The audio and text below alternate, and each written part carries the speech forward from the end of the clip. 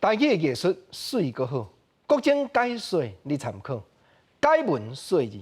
咱中秋咧团圆，观众朋友，你敢有想过讲，原来有真侪人还阁伫咧他乡外里，还阁流落伫外头，无法度倒转去到亲人的面前，来讲一句讲中秋快乐哦，阿爸阿母啊！国正今日要用一首汉诗来讲人谈他乡、思念故乡的心情。这是咱大家拢真知影，捌写过的一首“宰相有权能割地，孤臣无力可回天”。屈皇家先生，台湾失落了后，伊人去到广州。广州以早人讲叫做阳城，但阳城过中秋，伊所写出来汉诗，见面头一句伊讲故乡风景相宜人，第二句讲月满东南半壁天，搁来讲海月阴晴终有定，人间圆缺故难全。这是顶半首。伊第一句见面就讲故乡，咱嘛知影讲屈皇家的故乡正正，伊怀念的是咧讲台湾故乡风景，思想起来悠远无变。月满东南半壁天，东南边月娘共款笑甲满满是。当然，这个东南半壁，就是暗示讲广州的东南边，这个台湾咯。海月阴晴终有定，时势已经决定了。好天还是乌阴，已经无法度挽回啊！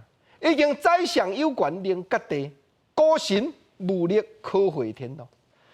因为海外时势已经定着，毋过人间的圆缺。月娘固定圆，固定去，但是世间自古以来，人间就圆满，也嘛有欠欠的所在。顶半首的诗讲来到这，下半首屈皇家安怎样写？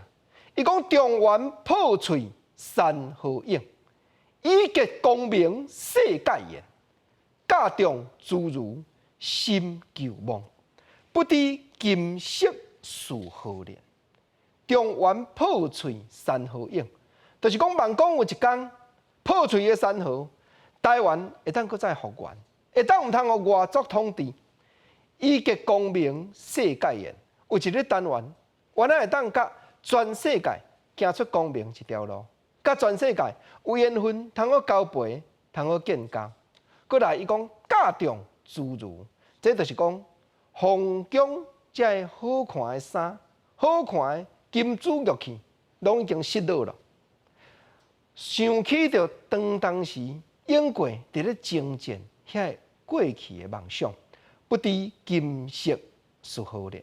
我毋知影讲今仔日这个中秋，打什么款的天年，我已经无才调去梦想，无才调去理解了。虽然屈皇家英国原来有真侪人对伊议论纷纷，啊，毋过用这首诗来安慰人伫咧他乡外里，这中秋的台湾人，